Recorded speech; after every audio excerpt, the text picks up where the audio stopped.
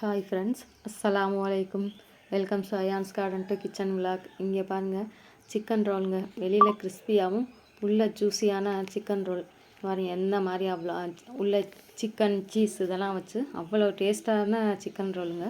இதோட இந்த இஃப்தாருக்கு வந்து நம்ம இந்த தக்காளி சாஸோட வச்சு சாப்பிட்றதுக்கு அவ்வளோ டேஸ்ட்டாக இருக்கும்.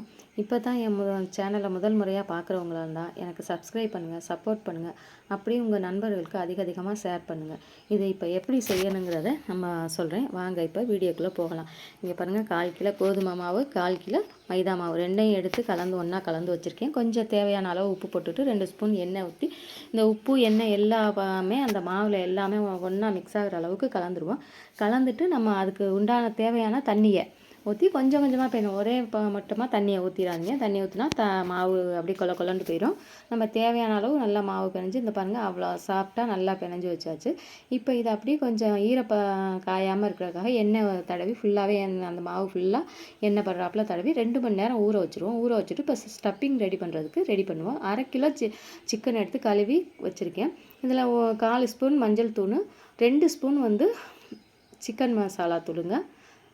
தேவையான அளவு உப்பு போட்டு இதை நல்லா எல்லா சிக்கனில் எல்லா இடமும் படுறாப்புல நல்லா கலந்து இதை அப்படியே 1/2 மணி நேரம் ஊற வச்சுருவோம். இந்த பாருங்க, 1/2 மணி நேரம் ஊறிடுச்சு. ஊறினதுக்கப்புறம் இதை வந்து ஒரு கொஞ்சமாக ரொம்ப எண்ணெய் எடுக்காதீங்க. ஒரு வடைச்சட்டில் வந்து கொஞ்சமாக நம்ம தேவையான அளவுக்கு இந்த வறுத்து எடுக்கிறதுக்கு அளவுக்கு எண்ணெய் ஊற்றி இந்த சிக்கனை வறுத்து எடுத்துருவோம். ஏன்னா அந்த எண்ணெயை வந்து நம்ம திருப்பி புழங்க மாட்டோம். அதனால ரொம்ப எண்ணெய் ஊற்றாமல் கம்மியான அளவு ஊற்றினா போதும். இந்த எண்ணெயே வந்து நம்ம இப்போ மசாலாவெலாம் வெங்காயம் அதெல்லாம் வதக்குறதுக்கு இந்த எண்ணெயை யூஸ் பண்ணிக்கலாம். ஏன்னா ரொம்பலாம் நம்ம வந்து அடிக்கடி வந்து இந்த எண்ணெயெல்லாம் யூஸ் பண்ண மாட்டோம். ஒரு தடவை வறுத்ததை திருப்பி எடுத்துருவோம். அதனால கொஞ்சமாக தேவையான அளவு ஊற்றிக்கோங்க.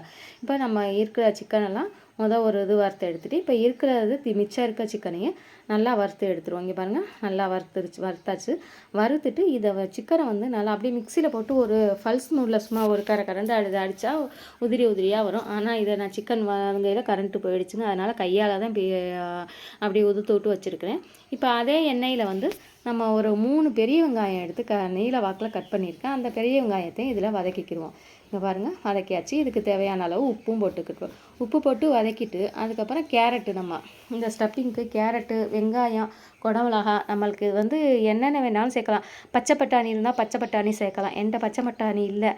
இப்போ வந்து இஞ்சி பூண்டு 1/4 ஸ்பூன் போட்டிருக்கேன். 1/4 ஸ்பூன் போட்டு இந்த வெங்காயம், கேரட்டு இதெல்லாம் நல்லா வதங்க. இந்த இஞ்சி பூண்டு பச்சை வாசம் போனதுக்கு அப்புறமா இதுக்கு வந்து கொஞ்சோண்டு மஞ்சள் தூள், இது மிளகாத்தூளுங்க. சிக்கன் மசாலா தூளில் மிளகாத்தூள் 1 ஸ்பூனு, கரம் மசாலா தூள் 1/4 ஸ்பூனு, ஜீரகத்தூள் 1/4 ஸ்பூன் போட்டிருக்கிறேன். போட்டுட்டு இதை நல்லா வதக்கி விட்ருவோம். இந்த ஸ்டப்பிங் ஃபுல்லாகவே நல்லா எங்கும் படுற நல்லா வதங்கிருச்சு. ரொம்பவும் வதங்க விட வேணாம். அந்த வெங்காயம்லாம் கொஞ்சம் ஒரு 3/4 பங்கு வதங்கினா போதும். கேரட்டு எல்லாம் இந்த சூட்டில் வெந்துடும். நம்ம திருப்பி வேறு சிக்கன் போட்டு வறுத்து எடுக்க போகிறோம்ல, அதனால் நம்ம ரொம்பவும் வதக்க வேணாம். இப்போ குடமிளகாயும் போட்டாச்சு. சிக்கனையும் நம்ம உதுத்து வச்சுருக்கோம்ல, அந்த சிக்கனையும் போட்டு நல்லா கிளறி விட்டு இதை அப்படியே எடுத்து வச்சுட்டு நம்ம அதுக்கப்புறம் இனிமேல் சிக்கன் ரோல் பண்ணுறதுக்கு உண்டான வேலையை பார்க்கணும். இங்கே பாருங்கள், இது வந்து நல்லா கோட்டிங் ஆகிடுச்சு. பாருங்கள், நல்லா இதாகிடுச்சு. இதை அப்படியே எடுத்து வச்சுட்டு நம்ம வந்து கார்ன்ஃப்ளவர் மாவு 2 ஸ்பூன் கார்ன்ஃப்ளவர் மாவு போட்டுப்போம். கார்ன்ஃப்ளவர் மாவு போட்டு இதில் கொஞ்சோண்டு நெய் போட்டு நல்லா அந்த மாவில் வந்து நல்லா மிக்ஸ் ஆகிற அளவுக்கு நெய்யெல்லாம் மிக்ஸ் ஆனதுக்கப்புறம் கொஞ்சமாக தண்ணி ஊற்றி நல்லா பேஸ்ட் பதத்துக்கு இதை வந்து கரைச்சி வச்சுக்குவோம். ஏன்னா இது வந்து அந்த சிக்கன் ரோல் நம்ம பண்ண போகிறோம்ல, அது ஒட்டுறதுக்கு பிரிஞ்சு வராமல் இருக்கிறதுக்கு இந்த கார்ன்ஃப்ளவர் மாவு பேஸ்ட் மட்டும் கலக்கி வச்சுருக்கோம். இதையும் கரைச்சி ரெடி பண்ணியாச்சு. இப்போ இதை எடுத்து வச்சுட்டு இப்போ நம்ம மாவு பார்த்துங்க, நல்லா ஊறி சாஃப்டாக வந்திருக்குது. பாருங்கள் எந்த அளவுக்கு ஊறி எவ்வளோ சாஃப்டாக வந்திருக்கு. திருப்பியும் எல்லா இடமும் நல்லா மிக்ஸ் ஆகிற அளவுக்கு நல்லா வந்து அந்த மாவை நல்லா சாஃப்டாக பிணைஞ்சு எடுத்துருவோம்.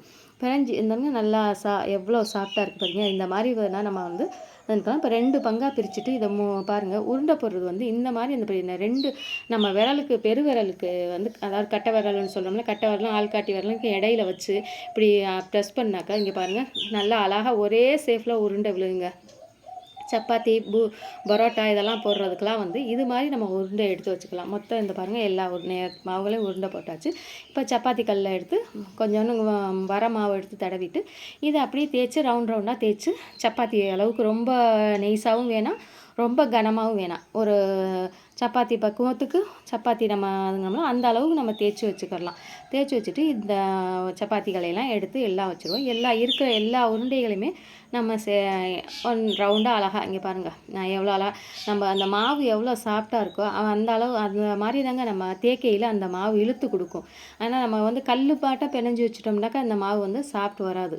இங்கே பாருங்கள், நான் எவ்வளோ தேக்கையிலே பாருங்கள், அந்த சப்பாத்தி வந்து அது சொல்கிற அளவுக்கு நம்ம கேட்கக்கூடாதுங்க. நம்ம சொல்கிறத அது கேட்கணும். அந்த அளவுக்கு நம்ம வந்து மாவை ரெடி பண்ணணும். இப்போ வந்து நம்ம சிக்கன்லாம் எடுத்து எல்லாம் அந்த ஸ்டஃப்பிங் ரெடி பண்ணி வச்சுருக்கோம்ல, அதை எடுத்து அந்த சப்பாத்திக்கு நடு சென்டரில் வச்சு இதை அப்படியே வந்து 2 சைடு மூடிடுவோம். 2 சைடு மூடிட்டு இதில் வந்து நான் சிக்கனில் வந்து சீஸ் வைக்கலைங்க. இது வந்து சீஸ் பிடிக்காத பிள்ளைங்களுக்கு சீஸ் இல்லை, சீஸ் பிடிச்சவங்களுக்கு நான் 2 தான் பண்ணியிருக்கேன். இது சீஸ் இல்லாமல் பண்ணியிருக்கேன். அடுத்தது வந்து சீஸ் வச்சு இப்போ அந்த கார்ன்ஃப்ளவர் மாவு பேஸ்ட் பண்ணி வச்சுருக்கோம்ல, அதை எடுத்து இந்த சைடெல்லாம் நல்லா ஒட்டி தடவி விட்டுட்டு இதை அப்படியே நல்லா டைட்டாக இறுக்கி ரோல் பண்ணி அப்படியே ரோலாக அதுண்டோம்னா அந்த கார்ன்ஃப்ளவர் மாவு நல்லா டைட்டாக பிடிச்சிரும். இப்போ அடுத்த சப்பாத்தி எடுத்து இப்போ நம்ம எடுத்து வச்சுருக்க அந்த ஸ்டப்பிங்கை இதை வைப்போம். இதில் வந்து நான் சீஸ் வைக்க போகிறேன். ஏன்னா 3 இது வந்து சீஸ் இல்லாமல் ரோல் வச்சேன். மிச்ச ரோலெல்லாம் மொத்தம் 20 ரோல் பண்ணினேங்க. அதில் 3 ரோல் வந்து சீஸ் இல்லாமல் பண்ணினேன். மிச்சம் எல்லாத்துக்குமே சீஸ் இந்த பாருங்கள், 2 சீஸை எடுத்து கட் பண்ணி வச்சிடலாம். அந்த சீஸை ஒரு கட் பண்ணையில் ஒரு கூத்து நடந்துச்சுங்க.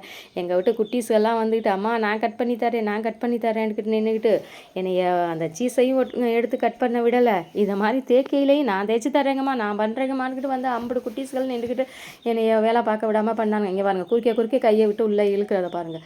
இந்த சீஸையும் வச்சு நல்லா டைட்டாக அப்படியே ரோல் பண்ணியாச்சு. இதே போல் இருக்கிற எல்லா சப்பாத்திகளையுமே நம்ம வந்து அப்படியே சீஸு இதெல்லாம் வச்சு சிக்கன் அந்த ஸ்டப்பிங்கெல்லாம் வச்சு ரோல் பண்ணி வச்சுப்போம். மொத்தம் 20 ரோல் பண்ணுங்க. எல்லாம் எங்கள் வீட்டு குட்டீஸ்களுக்கு ஒரே ஆட்டமாக இருந்துச்சு. அவனுங்க கட் பண்ணி அந்த சீஸை கொடுத்தானுங்களா, நான் எடுத்து வச்சு எல்லாம் ரோல் பண்ணியாச்சு. பாருங்க, குறுக்கே கையை விட்டு வேலை பார்க்குறானுங்க. என்னை வேலை பார்க்கவே விடலை. அந்த மாதிரி பண்ணானுங்க. அன்றைக்கிங்க ஒரே வீட்டில் ஒரே கூத்தாக தான் இருந்துச்சு. பசங்களோட சேர்ந்துக்கிட்டு நல்லா டைட் பண்ணி நல்லா எல்லா ரோலையும் வந்து டைட் பண்ணி வச்சுட்டு இங்கே பாருங்கள், மொத்தமாக எல்லா ரோலையும் வச்சாச்சு. இப்போ வந்து அந்த வடை சட்டியில் எண்ணெயை நம்மளுக்கு தேவையான அந்த ரோல் பொரியிற அளவுக்கு தேவையான அளவு எண்ணெய் ஊற்றிட்டு அந்த சட்டியில் எண்ணெயில் எத்தனை ரோல் போட முடியுமோ அதை நான் இப்போ வந்து 3 ரோல் போட்டிருக்கேன். 3 ரோல் போட்டு அனல் வந்து ரொம்ப ஸ்பீடாக வைக்காதீங்க. அனல் வந்து கொஞ்சம் கம்மியாக தான் இருக்கணும். ஏன்னா டக்குன்னு போட்ட உடனே மேலே உள்ள அதாவது அந்த மாவு சப்பாத்தி மேலே உள்ளது பொரிஞ்சிரும். வெந்துருச்சுன்னா உள்ளே உள்ள மாவெல்லாம் அப்படி வேகாமல் இருக்கும். அதுக்காக நல்லா இப்போ அனலை வந்து கொஞ்சம் மீடியமான பக்குவத்தில் வச்சு பொறுமையாக வறுத்து எடுத்துடுங்க. நல்லா கோல்டு நேரத்துக்கு வர்ற அளவுக்கு இந்த பாருங்கள், நல்லா வந்துருச்சு பார்த்தீங்களா. இதே மாதிரி இருக்கிற ரோல்களையும் வறுத்து எடுத்து இப்போ 3 ரோல் எடுத்துகிட்டேன். மிச்சம் இருக்கிற ரோல்களையும் போட்டு எல்லாத்தையும் வறுத்து அப்படியே அந்த எண்ணெய் எந்த அளவுக்கு நம்மளுக்கு பொரியத்துக்கு போட முடியுமோ அந்த ரோலு அந்த அளவு ரோல்களை போட்டு ரொம்பவும் போட்ட உடனே கரண்டியை வச்சு கிண்டாதீங்க. அது கொஞ்சம் அதை உள்பக்கமாக வெந்து வரையில் அப்புறம் திருப்பி விட்டால் போதும். இங்கே பாருங்கள், எல்லா ரோல்களும் சூப்பராக செஞ்சாச்சுங்க. இதே பாருங்கள், எங்கள் வீட்டு குட்டீஸ்கெல்லாம் இஃப்தாருக்கு நோம்பு திறந்துட்டு சாப்பிட்றதுக்கு அவ்வளோ போட்டி போட்டுக்கிட்டு நின்னானுங்க. இங்கே பாருங்கள், அப்படியே ஜூஸியான அப்படியே அந்த நம்ம உள்ளே வச்சோம்ல அந்த சீஸெல்லாம் அப்படியே இறங்கி தக்காளி சாஸோட சாப்பிட்றதுக்கு அவ்வளோ ஒரு டேஸ்ட்டாக இருந்துச்சு. பசங்களும் ரொம்ப என்ஜாய் பண்ணி சாப்பிட்டானுங்க. இதே போல் நீங்களும் செஞ்சு சாப்பிட்டு பாருங்கள். இதோடைய டேஸ்ட்டு எப்படி இருக்குதுன்னு சொல்லுங்கள். என்னுடைய வீடியோ இப்போ தான் முதல் முறையாக பார்க்குறவங்களா தான் எனக்கு சப்ஸ்கிரைப் பண்ணுங்கள், சப்போர்ட் பண்ணுங்கள். அப்படியே ஹைப்புங்கிற பட்டனும் இருக்குது. அந்த ஹைப்புங்கிற அதை ஆன் பண்ணி எனக்கு ஹைப் கொடுங்க. இதே போல் இன்னொரு வீடியோவில் உங்களை சந்திக்கிறேன். பாய் ஃப்ரெண்ட்ஸ், அஸ்ஸலாமு அலைக்கும்.